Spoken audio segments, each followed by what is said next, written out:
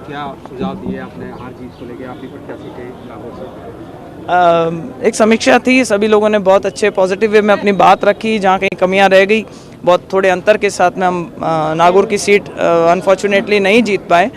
तो जो हमारी कमियां थी उनको हम मान करके उन पर बिल्ड करेंगे। हमारी कोशिश ये रहेगी सभी एक साथ मिल करके और यहाँ पे संगठन को भी मजबूत कर सकें, सरकार की ज़्यादा से ज़्यादा योजनाओं का लाभ उठा सकें।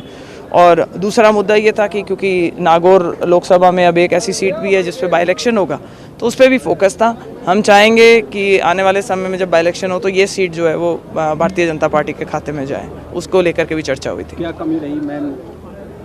कई तरीके की बातें होती हैं जो अपने अंदर की बात होती है, जिसके ऊपर बिल्ड करना होता है, एक्शन करना होता है। और मुझे पूरा विश्वास है आने वाले समय में आप कुछ बदलाव देखेंगे, संगठन को मजबूत करने वाले ऐसे बदलाव देखेंगे। सरकार की तरफ से क्षेत्र के अंदर जो विकास कार्य हो सके उनको देखेंगे। तो एक पॉजिटिव मैसेज लेकर के हम वापस से जनता के बीच में जाएंगे। नागौर में हमारे सामने वाले जो ओपोनेंट थे वो दो पार्टियां एक साथ मिलकर के चुनाव लड़ रही थी, और आप समझते हैं कि उनमें हमेशा से ही नागौर एक थोड़ी टफ कॉन्स्टिट्यूंसी रही है, लेकिन जनता का बहुत अच्छा समर्थन रहा।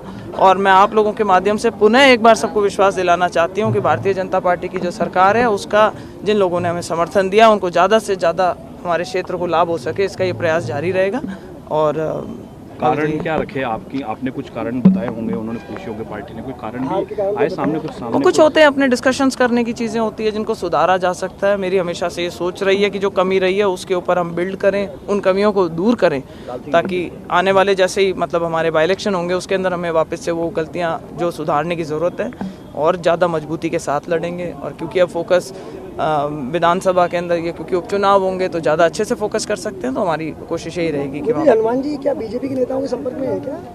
इस तरह की सूचना आ रही है कि सीएम से ये पुराने समय से घालमेल की राजनीति करते आए हैं, गुड़ाले चलने की इनको आदत है। आपने अभी जैसे देखा, जब पहले थे तो गहलोत साहब के बीजेपी के साथ में लड़के चुनाव जीते थे और उसके बाद गहलोत साहब के चरणों में जा पड़े थे, और अभी भी ये कोशिश कर रहे हैं कि भाई किसी तरह बीजेपी के अंदर आकर के और किसी तरह घालमेल कर लें, क्योंकि इनको लगता है कि अपनी दुकान का शटर डाउन होता दिखाई दे रहा है। तो घबराहट सी रहती है, और मुझे पूरा विश्वास है कि भारतीय जनता पार्टी की तरफ से उनको ना तो समर्थन मिलेगा, और आने वाले समय में भारतीय जनता पार्टी मजबूती से चुनाव लड़ेगी, और वो जिसको उतारना चाहे अपनी तरफ से मैदान में उतारें।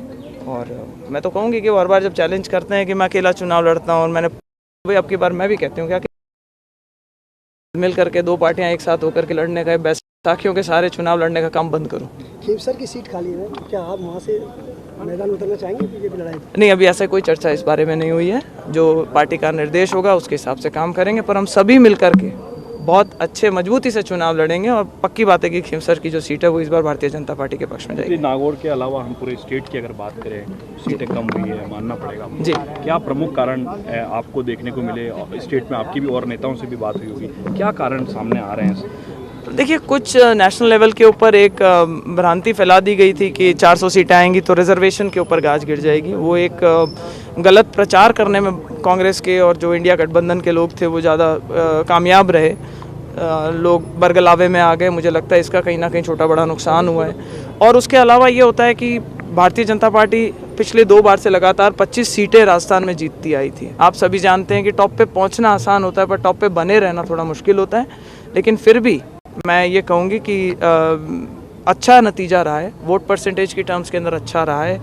अगर कहीं कमी हुई है तो उसको सुधारने के अंदर बीजेपी जो है वो बहुत सक्षम पार्टी है। हम अच्छे से उसका संज्ञान लेते हैं और अपनी जो भूल होती है उसको मान करके और उसके ऊपर बिल्ड करके और पॉजिटिव वे में उसको काम करना चालू करते हैं। भाषण हुआ था सचिन पायलट का, उन्होंने कहा कि आपकी पार्टी को अहंकार हो गया था, आपने 400 पार का नारा अहंकार था इसलिए आप लूज किए। विपक्ष है, उनकी तो ड्यूटी है कुछ ना कुछ बोलना है, पर बात अहंकार का नहीं है। जहाँ पे हमारे प्रधानमंत्री खुद बोलते हैं कि मैं प्रधान सेवक हूँ, तो वो अहंकार के रूप में नहीं बोलते। और जो भी उन्होंने आज तक फैसले लेने की बात करी है वो देश के हित में फैसले लेने की बात करी है। तो जब वो 400 बोल रहे थे तो मोदी जी अपने लिए नहीं मांग रहे थे, वो देश को एक सही दिशा में ले जाने के लिए वो उस तरीके का समर्थन चाह रहे थे जनता से। और मुझे बहुत खुशी है इस बात की कि वो तीसरी बार लगातार प्रधानमंत्री बने, और मुझे पूरा विश्वास है कि हमारा भारत नई ऊंचाइयां उनके नेतृत्व के अंदर नई ऊंचाइयां छू रहा है। हमलावर है, ये विपक्ष ने बात नहीं की है, ये आरएसएस भी हमलावर है। इंद्रेश कुमार ने भी यही बात कही थी कि जिनको घमंड हो गया था उनको 241 पर रोक दिया है। आज उसका खंडन भी आया है। अगर आप उस खबर के ऊपर विश्वास कर रहे हैं तो जो आरएसएस की तरफ से खंडन आया उसका भी विश्वास कीजिए। अगर कोई इंडिविजुअल आदमी कुछ बोलता है तो मैं कमेंट नहीं करना चाहूँगी, मैं उनसे ज़्यादा परिचित नहीं हूँ। लेकिन अगर आरएसएस ने अपने संगठन के तौर के ऊपर अगर एक उन्होंने अपनी प्रतिक्रिया दी और ये बोला है कि भाई इस तरीके की कोई बात नहीं है, तो हमें उसको भी संज्ञान में लेना चाहिए। सीट खाली हुई है, फिर से क्या किस्मत आजमाएंगे? मैंने अभी आपका जवाब दिया था इस चीज़ का कि पार्टी जो फैसला करेगी अच्छा फैसला करेगी। हमारा लक्ष्य ये है कि खिमसर की सीट इस बार भारतीय जनता पार्टी के खाते में है। Thank you. धन्यवाद।